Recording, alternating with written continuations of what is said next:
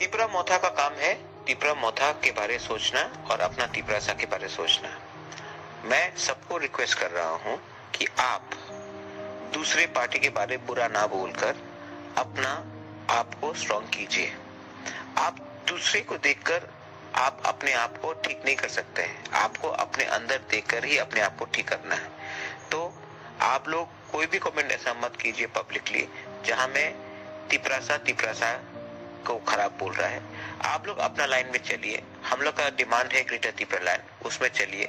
हम लोग चाहता है कि 2026 के डिलिमिटेशन के पहले तिपरासा को बचाने के लिए हमें ये कदम उठाना पड़ेगा।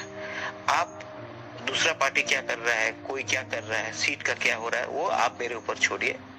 तिपरासा को और तिपरा मोथा को अपना लाइन पकड़ के चलना है, ना कि किसी और का लाइन पकड़ के किसी और के बारे गलत बुरा कहना है। मेलाई पेलाई नो हम बाय। धन्यवाद। Be ready, we are going to win the EDC।